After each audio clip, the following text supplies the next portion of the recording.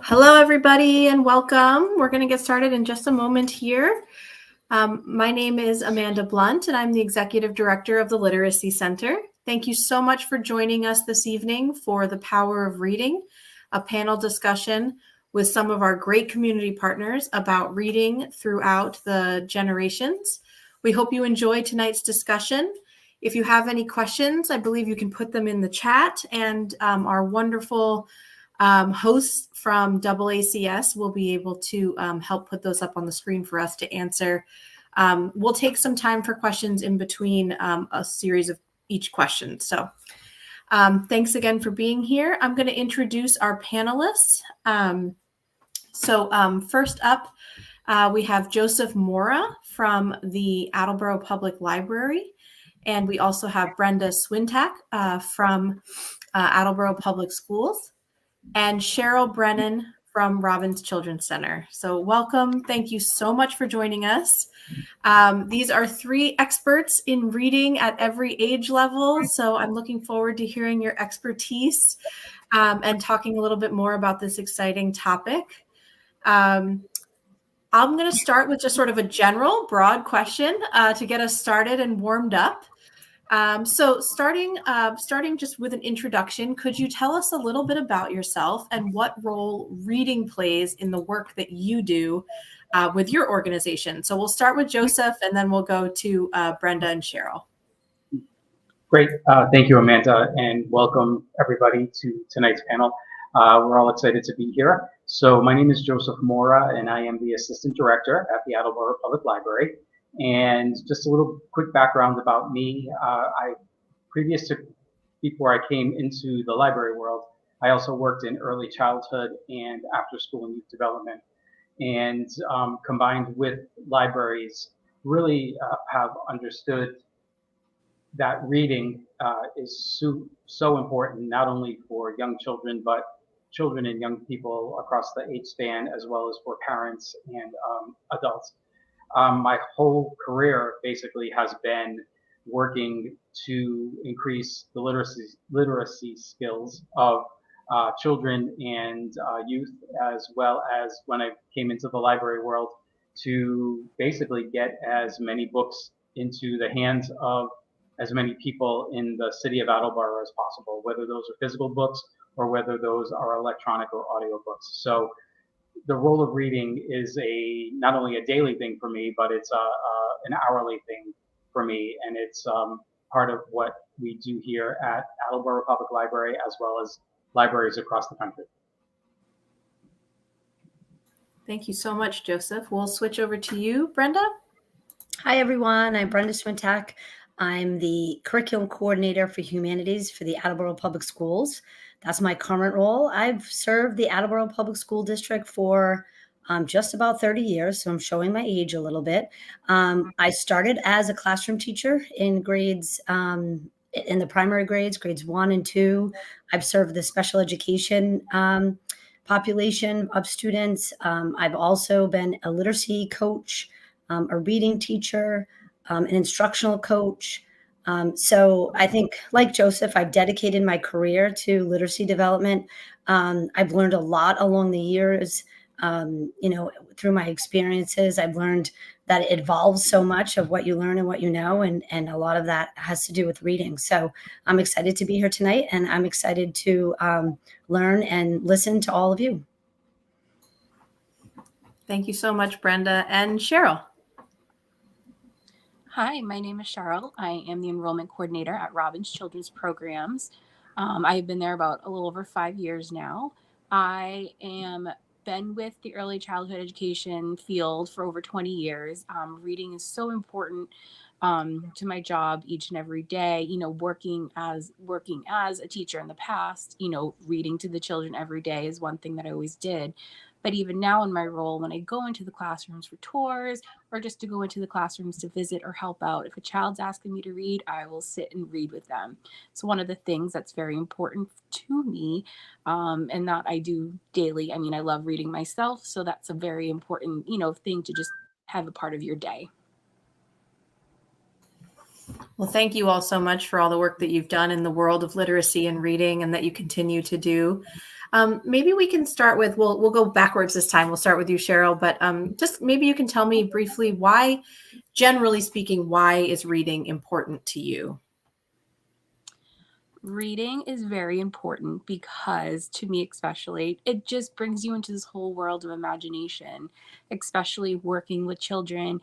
You can have them see the excitement in their faces when you're reading, have those expressions while you're reading, make it fun, make it enjoyable, and just have fun while reading. I think that's why it's so important. And it's just building those imaginations and all the things they need to keep their little brains going.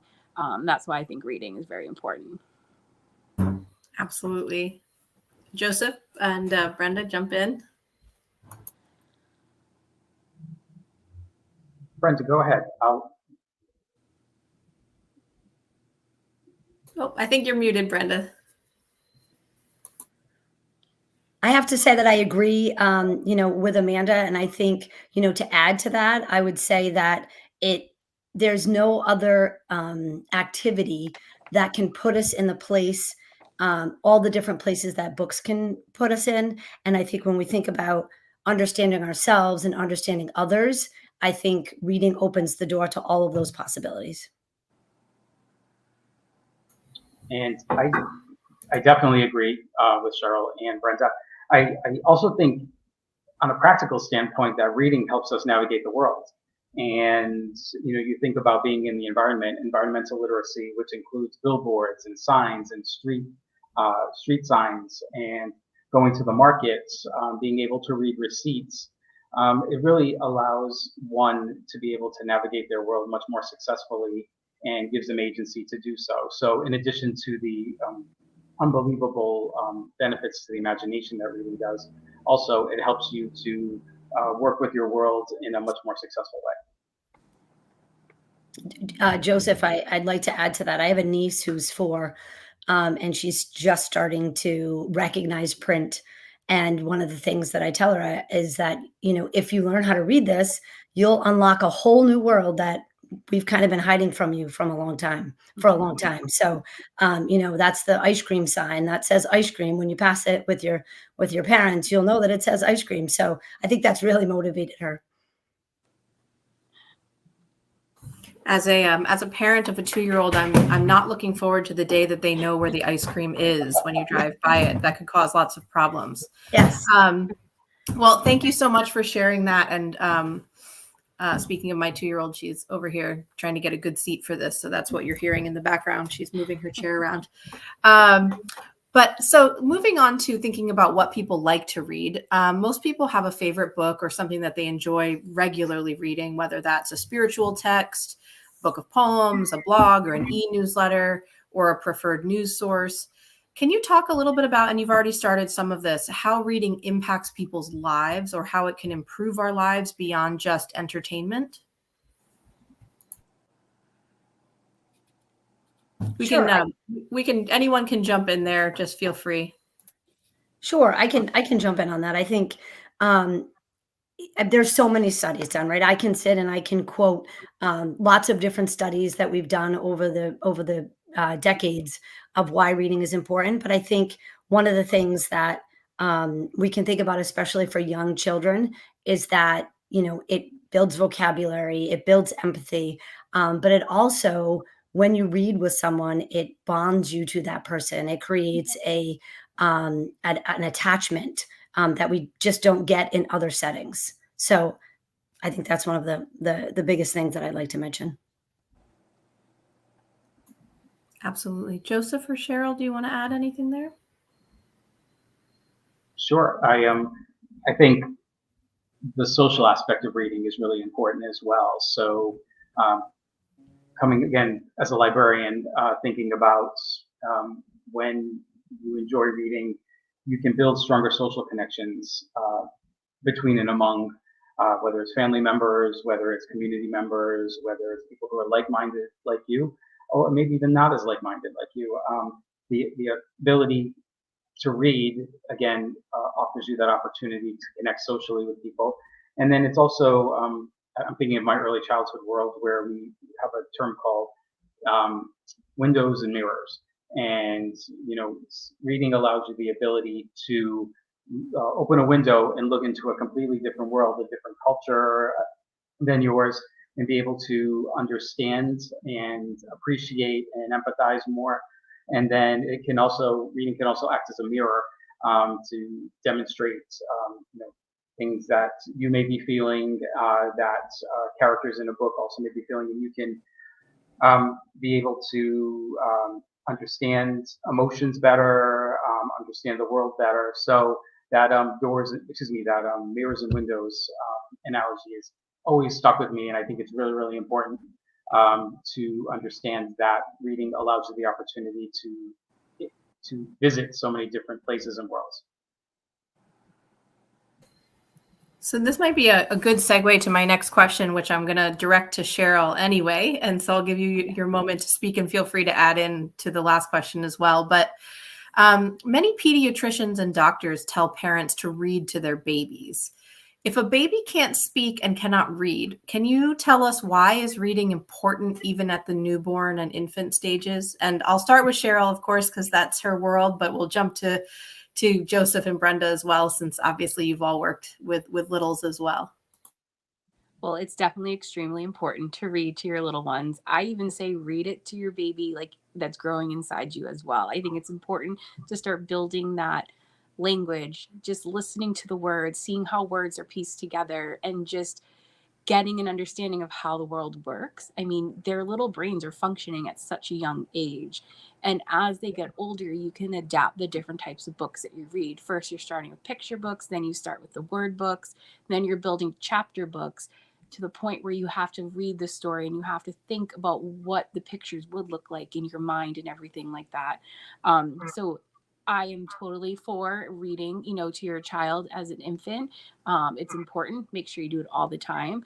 Babies love it. They like to see your expressions when you're reading, and they get a chance just to build their language as well. And at some point they'll start mimicking you. Yes, that's definitely what I've heard as well. The language development piece is so important. Brenda or Joseph, do you want to add anything to that? Yeah, I mean, I think just to piggyback off what Cheryl said, I think, when we're thinking about young children and babies and reading, we're thinking about the vocabulary that they gain through listening to stories being read aloud.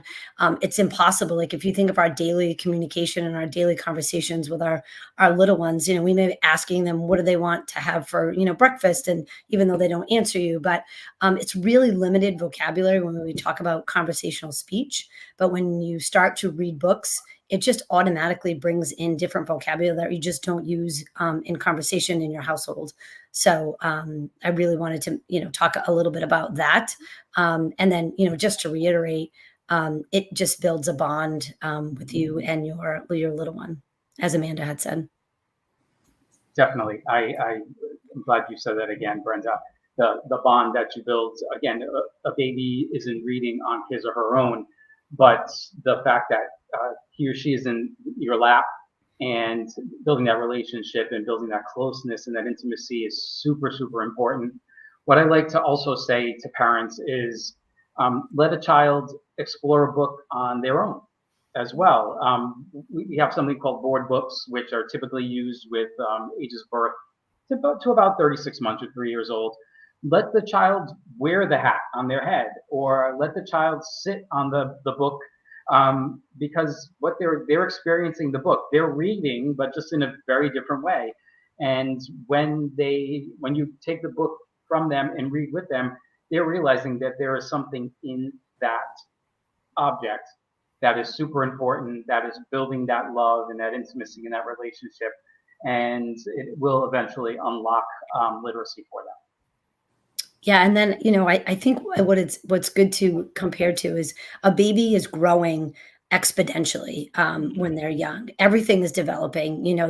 They double their weight, they double their size quickly. They gain pounds by the week. And what we have to think about is a brain is developing in that same rapid speed. And if we don't exercise that brain by being exposed to different vocabulary and hear language in that way, we're not working the brain. It's just as important to nurture that brain as it is to nurture nutrition when when the babies are growing. So think of a brain just like a body part, right? You want to exercise it, you want to develop it, and you want to nurture it so it grows just as well as the rest of the body. It's such a great point. So many people here listening this evening, especially those who are in the Literacy Center community, speak more than one language. Does it matter what language people read to their children in? Is it better to read in one language or another? What are your thoughts on language and language development when you are bilingual? And Any feel and free, all. anyone can jump in there. Exactly.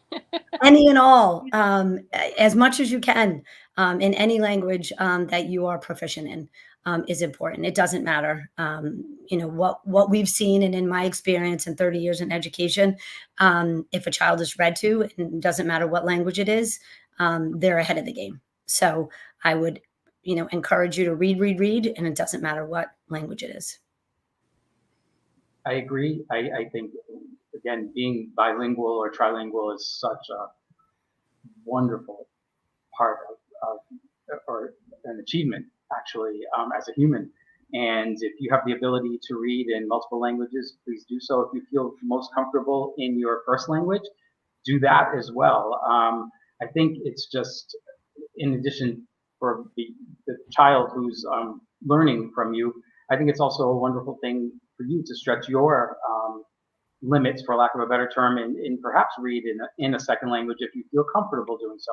But there's no mandate to do that. Reading in whatever language or languages you're comfortable with, and that you're just, basically building the vocabulary, building the multiple skills of that child by doing the reading in the first place. That's the most important thing. And I can attest to the fact, in all my experiences, that students, I think a lot of families sometimes shy away from reading in their native language because they feel it's not developing the English skills enough. But what I can tell you with certainty is that a child who is read to in no matter what language makes significant literacy growth over a child who has not been read to in their home language. So I can attest to that. Yes, as long as you're reading whatever language you read to your child in, that's the best thing you can do for them, because they're little sponges, especially at the younger age, and they're constantly learning. So whatever you can do, however you do it, just go ahead and do it. No matter what language you speak in, just read to your child. I think that's such an important message, and important, I think, as you all have mentioned, that all reading is powerful and important. And I know that I'll just add a plug for the Attleboro Public Library that I know has lots of books in other languages. So even if you prefer to read in a different language other than English, you can usually find something, or we can help you find something elsewhere too. So as kids get older, they might become more excited about TV or video games than they are about reading a book. Starting with you, Joseph, and then we can build off of this with everyone else. What are some of the strategies that you use for getting kids excited about reading in a world of screens and video games? So it's a really good question, because I think a lot of times when we're just in our daily lives, we might see a child at a restaurant or at the supermarket, perhaps on, hopefully not their own phone, their parents' phone, or on a tablet, doing some learning, but is it reading? So not quite sure. So what I would suggest is that a lot of video games and a lot of television shows have tie-in books if your child is very interested in a particular character or a particular television series, chances are there's a book out there that has some sort of connection to that character or television series. So I would suggest perhaps doing a little research. And here at the library, we can certainly do that research for you if you come and pay us a visit. We're happy to do that. But that could be one particular strategy. And I also think that maybe using the technology to your advantage, in that in addition to just physical books, we have electronic books and we have audio books as well. So a child who is more inclined perhaps to be working or playing with a phone or a tablet might be more inclined to listen to a book or to read a book on the screen. So take advantage of technology in that way, and then perhaps kind of lead them to books on their tablet or phone. And then the third thing I would say is graphic novels, or they're also known as comics, but there's another term called graphic novels, where the characters and the language and the pages look a lot like a Sunday comic, and basically it's very colorful, it's very active. The art plays as much of a role as the words do in those books, so it could be considered, television-like or computer-like in some ways. So again, that might be another strategy as well. So look at graphic novels and comics at your local bookstore at the library. I'm going to give a plug here too for Joseph, because I have 3 children of my own, and they're mostly grown now, I guess. Just moved my youngest out to college. But one of the things that we did that was really successful is visit the library. We made it a special thing to do all the time, regularly. Everything is free there.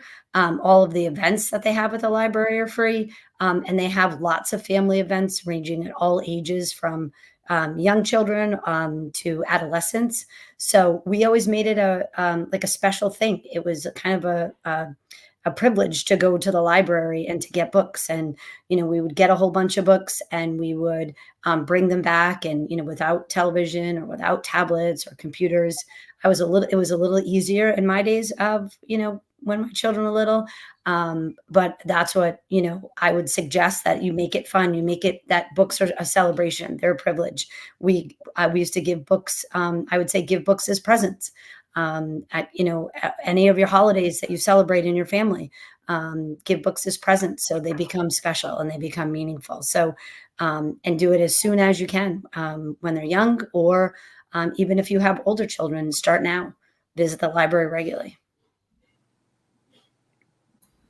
And I'm sure, Cheryl, you see screens and tablets happening even with those little ones. Yes. Any thoughts you want to add?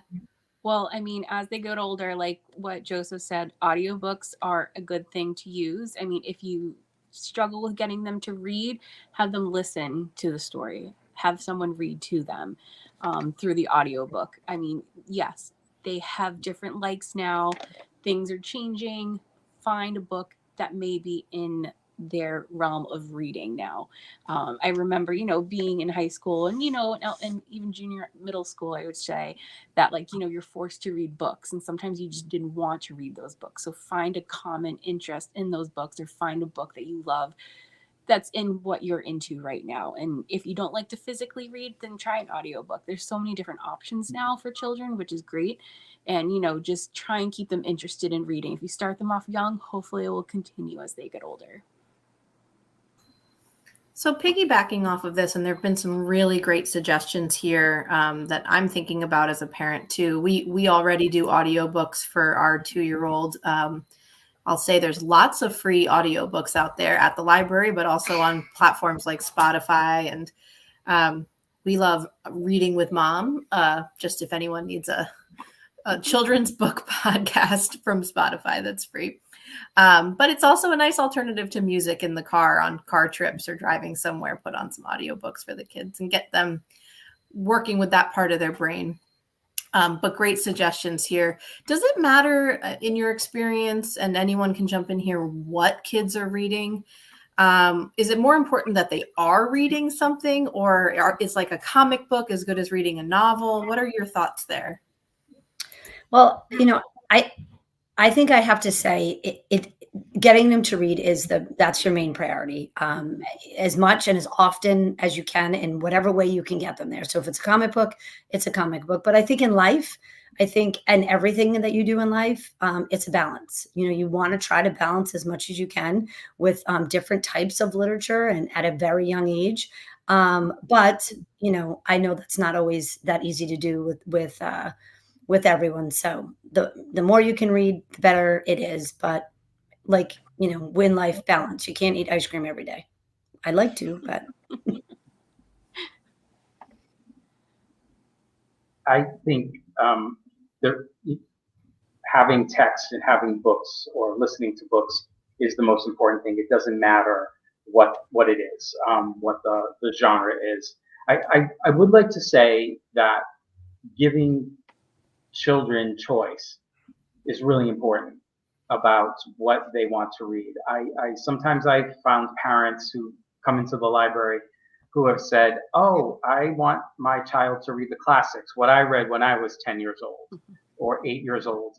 And some of those books just may not speak to their child because this is a different generation, and the child might have different interests. So I always try to advocate to parents that giving the child the choice of what they would like to read is very, very important, because I think one of the worst things you could do is try to put a book in a child's hands that they don't want to read and continue to do that just because you enjoyed it, and the child just is not enjoying it. So the opportunity for the magic of reading may not be as bright for them if you try to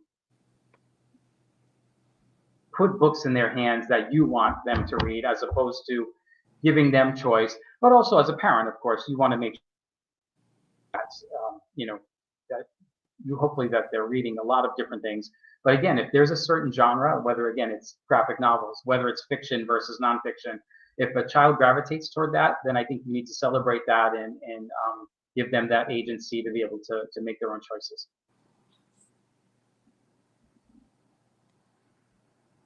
I mean, I agree with everything that Joseph just said. As long as they're, reading what they choose, I think that's the best way to go. If they're showing interest in what they want to read, just, go with that. Yes. And I see that there's a comment in the chat too about nonfiction for kids too. Also great.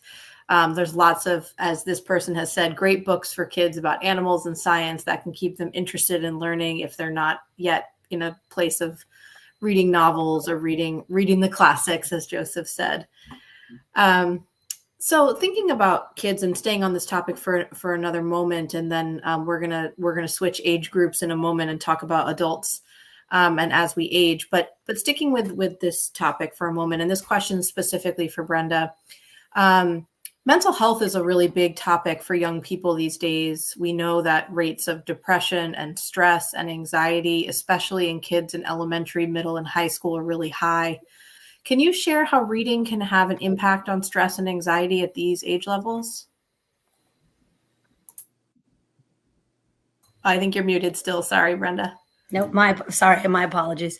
I think that when we're thinking about books and we're thinking about what they can do for our mental health, I think we have to think about there's no other activity that you can kind of in a safe way put your troubles of your life aside for a little while. It allows you the opportunity to become a cowboy in a book, become a mermaid in a book, fall in love, things that maybe in your own life that's not exactly happening. So it gives you that out. It gives you that perspective of there are other things happening outside of the world beyond your immediate circle. I think that can really help with our mental health. There was a study, and I don't want to go quote too many, but I think when we really think about it, this study showed that in just, I think it was 6 minutes of reading improved the mental health by 60%. So really thinking about, escaping into lots of different environments and characters. That's so impressive and amazing, and something I think we all might forget, especially in this world of rapid information. We forget to sit down and read. I think reading for 6 minutes would be a long time for some people these days, but to know that it has that kind of impact on stress and anxiety, what a powerful tool. Joseph or Cheryl, do you want to add anything?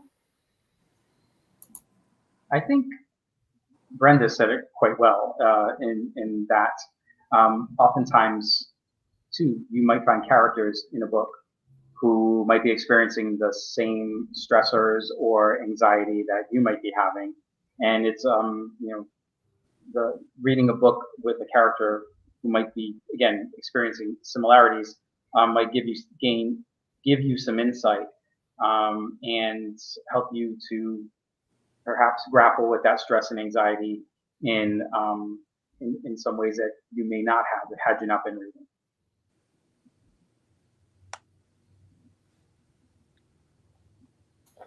Absolutely. And Cheryl, I don't know if this is your experience at the Children's Center, but I know when my toddler is wound up and stressed out and overstimulated, having her pick a book off the shelf and just having us all wind down, you can actually see the physical change, in a small person. To verify everything that's been said, I think we've all seen that in little kids when we sit down and just start to read some stories. Yes. I mean, like working in childcare, obviously we have our daily schedules that we follow. So, there are times throughout the day that they can sit and read a story, whether it's group time, even during rest and nap time. Some children need that time just to calm their bodies down. And it's a good time for them to rejuvenate and get going for the rest of the day. So we incorporate that throughout our day within the program. So there's multiple times throughout the day that we're taking that moment to, read a book and just regroup and try again, and just move on to something else.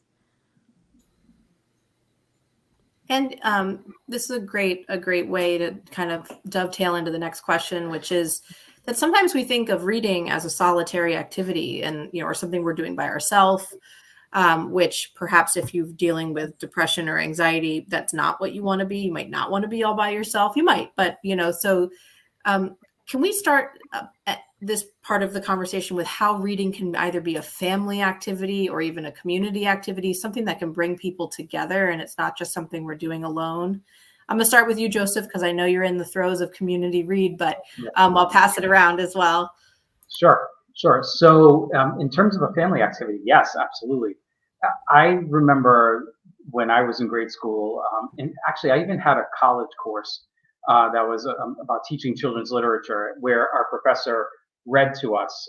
She read us a chapter each time we met, and I remember being as enthralled and as excited about learning what's going to happen next in that book as a 27-year-old as I was when I was in grade school, and my elementary school teacher was doing the same thing. So connecting that or moving or shifting it to families, you could do the same thing.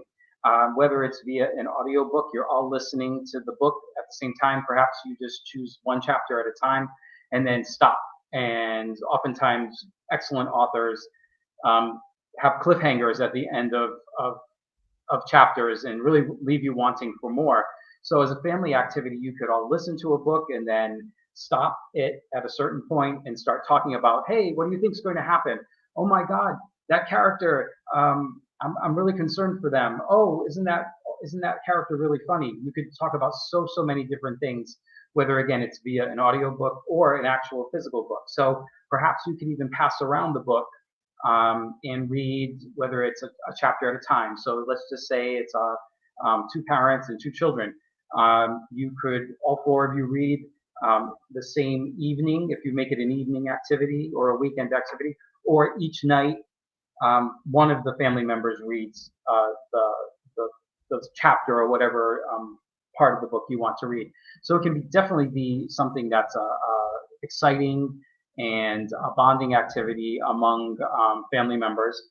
And then in terms of a community read, communities can come together as well. So here at the library, almost for the past 20 years, we have been doing something called a community read, where we basically take one book and rally the community around it and bring them together via book group talks, via events, via featured speakers, via art exhibits, really using all the organizations and people who are excited about reading and literacy in the city of Attleboro, and partnering with them to offer all different types of events, again, like films and book groups and panels like this, to be able to have people to come together and discuss similarities and discuss differences. And so that's what a book can highlight for a community. This is where we're all the same. This is where we might be a little bit different. However, let's learn from those differences and celebrate, and how can we build stronger community bonds. So it definitely, reading has that ability to bring people together, whether it's family-based or community-based. And I'll add, that good old fashioned book club, idea can be so fun. And as someone who's moved quite a bit in my life, I will say I have frequently joined book reading groups or book clubs through the library or through other, forums in the community, just to get to know people. And I'll be honest, I'm often the person in the book club that hasn't read the whole chapter that we were on. Sometimes I'm just not quite a very fast reader, but it's a great social gathering point and a way for people to get together and have a central dialogue and get to know each other. So I might just a plug for book groups as well. Cheryl and Brenda, do you want to add anything? I do. I want to give an example of something I witnessed from a family in Attleboro. They were going on a trip, and I don't think it was far. I want to say it was Maine or New Hampshire, but they were going where there was a Ferris wheel. And so a student that I had, said, there's this ride that goes, around and around. And they said, we're going to learn about it. And so the family, I guess, started to explore literature that had Ferris wheels and that had pop-up carnivals. And then, this student came back a few weeks later and he said he knew everything about carnivals. He knew everything about the history of them, how they were created, the inventors. So it brought that whole family together thinking about one topic.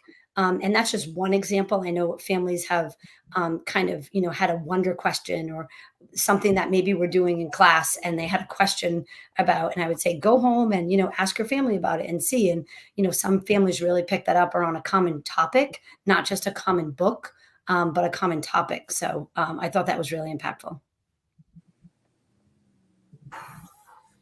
I love that idea. Going to my program and everything like that, we try and incorporate our families into our day-to-day. It can be something as simple as having the kids go home and talk about what we were learning, and maybe they can find a book or read a book, something that we suggest that they read with the children. We've had different people throughout the community come in and read to the children, so that's always good about pulling the community into the program, and that way we get to meet other people. We also love when parents come in to read. We offer throughout the year different times for the parents to come in, and it's always exciting for the kids because they're a special person coming in. And then in our program too, in our parent center, we have a lending library so parents can take books home, and we also have books on different topics. So if there's something that's going on in the home and they need to find a way to discuss it with their child, we have different books, or we can resource books out to them that they need to talk about. So that's usually how we do things at Robbins. Well, it's so true. I think there's so much going on in the world that can feel difficult, whether that's at the little age of, learning how to incorporate a new sibling into the house or learn how to use the toilet or all the things that little people have to do. There's great books for all those things. But then also even more complex topics that can really help us better contextualize and understand what's going on in the world.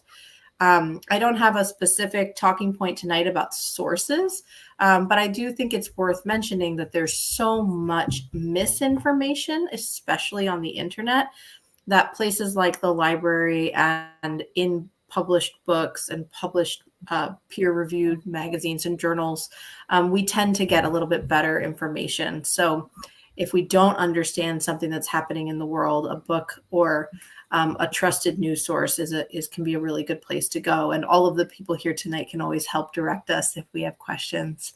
But great for helping young people understand complex topics, and also really great for helping us as adults better understand the history, the context, the reasons behind why the world is the way it is. So really excellent points there, and great ways for families to come together and communities to come together. So shifting out of this discussion around young people and jumping age groups, there's a lot of information out there and a lot of studies that show that reading is really important as we age.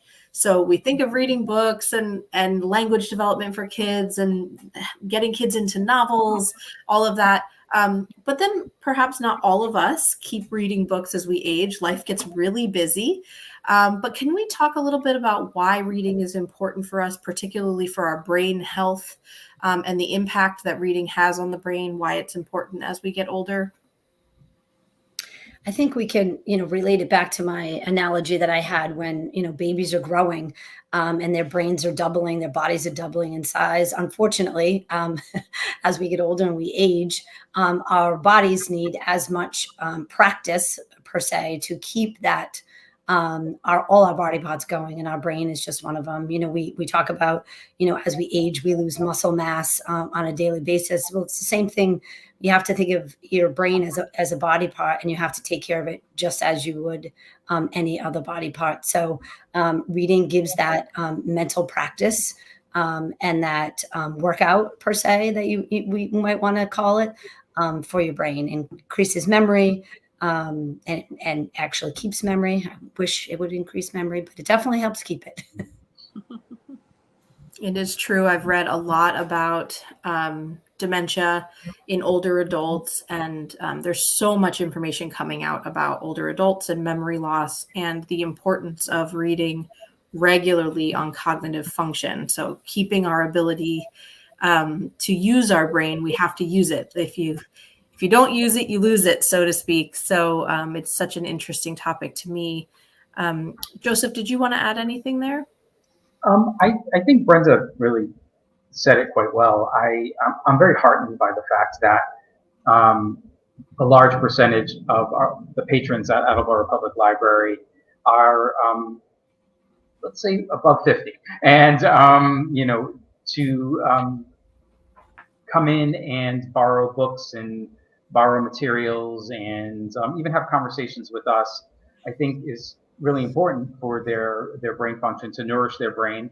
And also, I think it's great for brain health, but I also think it's good for social health as well. Because again, as you're reading and as you're potentially connecting with other people via groups or at the library, like as a space and a place, it's just also flexing those social muscles as well, which I think is really important, because I shouldn't say oftentimes, there are times when, as you get older, your circle of friends and family might deplete, and finding social outlets and books are an excellent way to do that. It can help you remain nimble in both body and brain. Such great points there. Cheryl, I was thinking as we were listening to this too, that there's probably a real link here with grandparents reading to children too. So many grandparents take care of small kids, and I'm sure there's an exhausting amount of activities that have to be planned. But reading can be great for both brain health for a grandparent as well as for those littles. Yes, especially because we do see a lot of our grandparents in our program with picking up, dropping off, and even coming to any like events that we have. So it's important that they do it as well. And, we push it as well in like our field and everything like that, make it fun for them as well as their grandchildren. So if someone wants to become a better reader, we've talked all about all of these amazing reasons to read. I'll be the first to say I love to read. I am a very slow reader, and that can be very, very frustrating. I find that it can take me a month or two to read a book, even if I'm trying to read it consistently. I've just always been that way. But if someone wants to become a better reader, either reading faster or just making more time to read, what are some of your tangible go-to suggestions, either for kids or for parents who want to become better readers or have more reading in their life? I don't think it's about being a faster reader, for me at least. That's my personal opinion. Also, as a librarian, I'm excited when a child, a young person, or an adult borrows a book and either returns it in a week or returns it in 6 weeks and said, boy, I really enjoyed that book for reason A, reason B, reason C. So for me, I don't think it's about being a faster reader. I'm not sure that that's as important as making more time to read. And so I think just some strategies. I think a lot of times we spend a lot of our downtime on our phones, and whether it's scrolling social media or just frittering away time on our phones. Perhaps if we did an assessment of, let's just say a 1-week assessment, Monday to Friday, I'm on my phone after dinner on average about 90 minutes. Now, what can I do to cut into that time and read a book or listen to a book instead? So that could be a strategy. You could say, all right, I'm just going to be on social media for 60 minutes, and 30 of those minutes that I was formerly attributing or reading or doing stuff on my phone, I will read instead. So that's a very simple strategy. You can basically get a good assessment of how much you might be doing other things as opposed to reading, and then introducing reading very slowly as a more daily or weekly activity. So that would be one of my suggestions. Yes, I know a friend's family who has a cell phone basket, and at the end of the evening after dinner, everybody has to put their cell phones into the basket on the table for an hour, and everybody has to do something that's not on their phones for an hour, and then they can all go run, scramble, and get their phones again. But it's just an interesting, because I don't think we notice how much we're on these screens, and it does take time away from other activities, though some of us read on tablets. So it just depends, but it depends what you're using your screen for. Did you want to add anything, Brenda? Yeah, I mean, Joseph, I couldn't agree more, and I'm clapping big claps here, thinking about limiting that screen time and really try to delve into that avenue. And then I also, because I couldn't agree more, and I also want to say that I think there are a lot of downtimes that we don't recognize as parents and as people in our community. That if you had books readily accessible, if you were waiting for your doctor's appointment, or if you are waiting in line somewhere, or you are in the grocery store and your child's in the shopping cart, and what are they doing? So I think there are a lot of opportunities when you're driving in the car. Always have a book bag.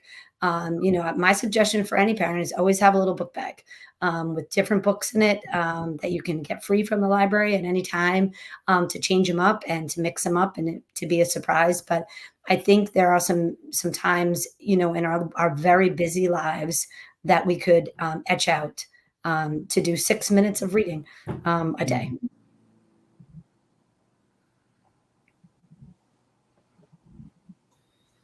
Cheryl, anything to add? No, I agree. Don't try and read faster. Just read when you can. Even if, like Brenda said, 6 minutes out of the day. please try and read. Like I try and read whenever I can. If it's 10-15 minutes on my lunch break, 10-15 minutes when I'm at home, even 10-15 minutes like in the morning as I'm getting ready, I try and find that time to read. And if you can find that time, to start off slow and just work your way up, and then to the point where you may be reading an hour plus each night. Just depends what you do, but just try and keep reading.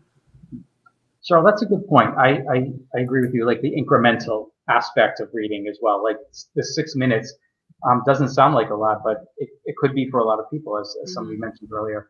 But instead of saying like, okay, I'm going to read 6 minutes this week, and then next week I'm going to read 15 minutes, and then next week I'm going to read 30 minutes a day and whatnot, it's got to be realistic as well. And you don't want to set yourself up for something you might not be as successful at. And reading is so important, you do want to be successful at it. So doing it incrementally, I think, is a really, really great way to make it something that's more natural in your daily or weekly life. It's so true. Well, my takeaways as we get toward the end of this discussion tonight have really been that reading is not something we do just for fun. It's essential to our health. It's essential to brain development from infant all the way to our oldest wonderful ages. And it's critical for understanding the world. It's critical for understanding one another. It's critical for coming together and having dialogue.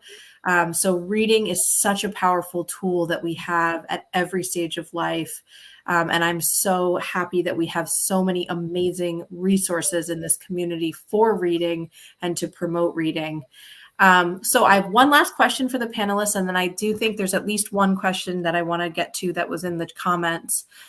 So my last question is, putting you all on the spot, what is your favorite thing to read, or what is your favorite thing you're reading right now? Cheryl, you can go first. All right. Well, I do read a lot. I tend to read book suggestions that I get from friends, family, things that you see that are like kind of like the top reads of the year. That's usually where I get my books from. I have my Kindle, so I always download. Okay, someone told me about this book. Let me download it before I forget. So I'm reading kind of like the typical books that a lot of people read right now. It could be anywhere from thrillers to like the love stories, to the different, the feel good books. Just whatever the top reads are that people are into. That's usually where I get my book ideas from. I call myself a seasonal reader. I read every season, but sometimes the genres are very specific to the season. In the summer, I love the romance beach reads. When winter comes, I'm more of a technical, related to my profession, I would say, more nonfiction reads, more educational journal type things. And then in general, I would say I'm a realistic fiction junkie. I tend to shy away from sci-fi and things like that. I like to get lost in something that I think could really happen. But I have been challenged to read a good sci-fi book last year, and I was pleasantly surprised. So. And I tend to read a lot. I read a lot. I average about 65 to 80 books a year. Probably not so surprising as a librarian. But there are 4 genres I really, really enjoy in particular. And the first one is short story collections. I also like to read cookbooks about the recipes as well as about the culture of food and food history. I love mysteries as well. And I love social psychology. I like to try to understand why people do the things they do. And so there's that subgenre in nonfiction of social psychology, which I really enjoy. All right, 65 books a year, Joseph. I try to read 10. So this is just a good example of people who read at different speeds, and that's okay. That's very impressive. It is so true. You have to read what you love. That's what keeps you reading. I read history books. I'm a big history nerd. And I love being pulled out of my day-to-day work by going back in time. So I like to read anything that has like a story from 100 years ago. That's right where I like to land at the end of the day. I just read a book about Captain Cook's encounters in the Hawaiian Islands. And it was an amazing book. If anyone's interested in in history and exploration of the oceans. I think it was called The Wide, Wide Sea, but that was the most recent one I got through. That was a very long book for me. Well, that finishes up my questions, but I do want to just use the last couple minutes we have here to throw some questions out from the comments. One of our listeners tonight asked, how can reading influence the formation of cultural identity? And I'll leave that here for anyone who wants to jump in. Well, I can talk a little bit about what I've seen in my experience is that when children read books that are written with different authors from different cultures, it gives them a perspective and an understanding of that culture a little bit more. Maybe they don't have experience with that type of culture in their life. And by reading that book, they can get a glimpse of what that might feel like and what that might sound like. They can maybe, think about the characters and their experiences and build that empathy and understanding of that different cultures. That's one way I think that might help. Absolutely. And I heard Joseph say that when he's reading cookbooks, he's thinking not only about the recipes there, but all of the culture and the background that goes into that. Thinking a little bit about the different kinds of reading that we can do to form cultural identity. I'm thinking about the Literacy Center students that we serve, who many of them are coming from other countries and both wanting to immerse themselves in the United States and the culture here, but also retain and share their culture from home with their children and continue in their community to share that. So I imagine having a mixture of books and reading materials and cookbooks and music that can share and celebrate cultural identity on both sides of that experience will probably be very important. I'm sure, Joseph, you can talk a little bit about some of the resources at the library. Sure. And that also dovetails into this follow-up question that we see on the screen. Where can I find books to help me improve my English? So come to the library. That is what our work is. That is what our daily work is about. Looking at our patrons, hearing them, hearing what their desires are, hearing what they want to learn about, and oftentimes that includes their own culture. So in this, librarians are also we're researchers, but we're also detectives in some ways, where we are always trying to scour book publishing companies, working with people in the community to try to find books that span all different cultures. You can't have a library collection that is for one culture and one culture only.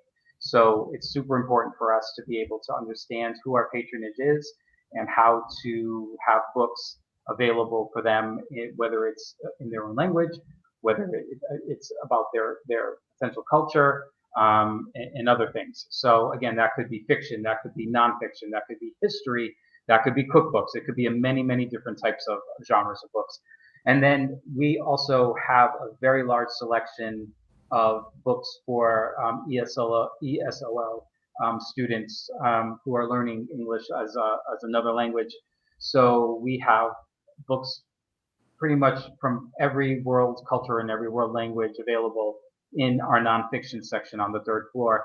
And if you've never been to the library before, I really encourage you to come in, get a library card, and anybody and everybody on our team is welcoming and ready to help you out.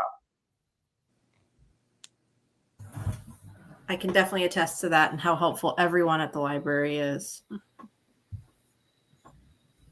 One thing I wanted to add in as well, that one of our teachers from the Literacy Center put into the comments, is that another great option, and I love this suggestion, for improving your English, is to find an English translation of a book that you've already read in your native language. So you already know the story, so to speak, and you may love that story, but now you're going to try to read it in English. That can be a great, great way to stay engaged with a book.